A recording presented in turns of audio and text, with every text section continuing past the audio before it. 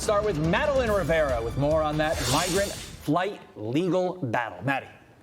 Good morning, Carly and Todd. Federal Judge James Boasberg says the Trump administration is evading its obligations after the Justice Department missed a noon deadline yesterday to privately give more details regarding those deportation flights to El Salvador. Boasberg says instead of giving the information he wanted, the government gave a 6-paragraph declaration from an Immigration and Customs Enforcement office in Texas. The declaration notified the court that cabinet secretaries are considering whether to invoke state secrets privilege, which allows the government to withhold certain information because of national security concerns. Boasberg called that response, quote, woefully insufficient, adding, to begin, the government cannot proffer a regional ICE official to attest to cabinet-level discussions of the state secrets privilege. Boasberg wants the DOJ to answer several questions, including what time the planes took off from the U.S. and how many migrants were removed via the Alien Enemies Act of 1798. President Trump is now calling on the Supreme Court to step in, saying unlawful nationwide injunctions by radical left judges could very well lead to the destruction of our country. Now, Republican Missouri Senator Josh Hawley is proposing legislation to restrict the lower court's ability to issue nationwide injunctions.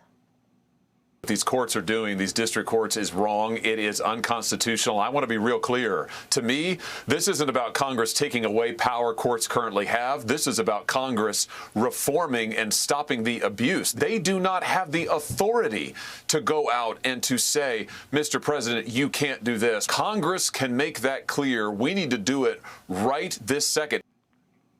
Judge Boasberg wants the DOJ to hand in a sworn declaration today from someone involved in the cabinet-level discussions about why it's considering invoking state secrets privilege. Carly and Todd. All right, Madeleine Rivera live for us in Washington. Maddie, thank you. You got it. Let's bring in John Fabbricatore, who is the former head of ICE in the Denver region. John, good morning to you. So there are several things that we know about this flight situation. One of them is that the president was elected to get criminal illegal immigrants out of this country. Another thing we know is that El Salvador is willing to take these people. And the third thing that we know is that one federal judge is blocking that from happening. But then there are a few details that remain unclear. One side is saying that these migrants deserve their day in court, due process to make sure that they are, in fact, criminal illegal immigrants. But then the Trump administration is saying that, with this Alien Enemies Act, that these people are from Venezuela, which is pretty much a criminal state, and that he needs to move quickly to deport these people. So weigh in on that portion of it. Which side is right, which side is wrong, and where do things go from here? Well, over the last 4 years, we've had a predatory incursion of foreign terrorist organizations, Tren de Aragua being one of them.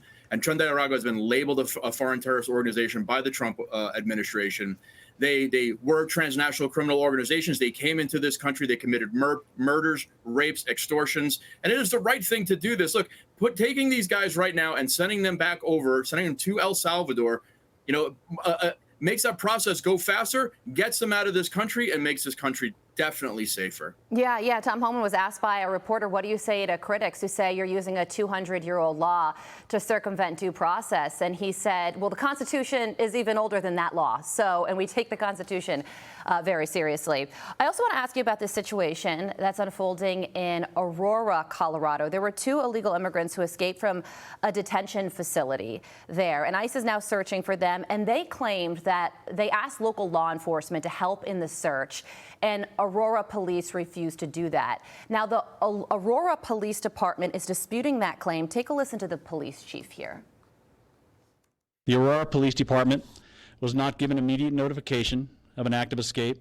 Instead, we were informed hours later, after ICE GEO had already lost valuable time for their own internal response. Had APD been properly notified at the moment of the escape, our officers could have deployed resources immediately to establish a containment, coordinate with regional partners, and to assist in tracking those individuals. Okay, so ICE waited 2 hours after they found out that these guys went missing to notify local police, and that's what the police chief is referring to there. So what do you think about that? There's definitely a communications breakdown here. And I think that communications breakdown comes from the fact that Colorado is a sanctuary state, and ICE does not work as closely as it should with local law enforcement because of that sanctuary status. we really need to stop this, where we're keeping local law enforcement from having good relationships with ICE, because this is the kind of situation that happens where you have this breakdown. You have a situation where two people escape from a jail and you can't even communicate properly with the police chief. Yeah, and you know, another part of this story that is pressing as well is the reason that these two illegal immigrants escaped in the first place is because there was a power outage at this facility. The door unlocked and these two guys just walked out. It sounds like this situation could have been much worse. Maybe these were the only two people who realized that the door unlocked and they could just walk out. Will ICE be able to catch these guys?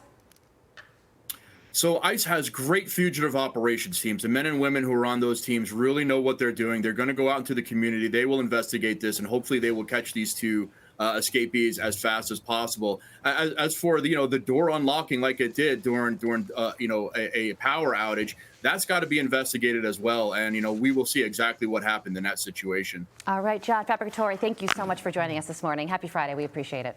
I'm Steve Ducey. I'm Brian Kilmeade. And I'm Ainsley Earhart. And click here to subscribe to the Fox News YouTube page to catch our hottest interviews and most compelling analysis.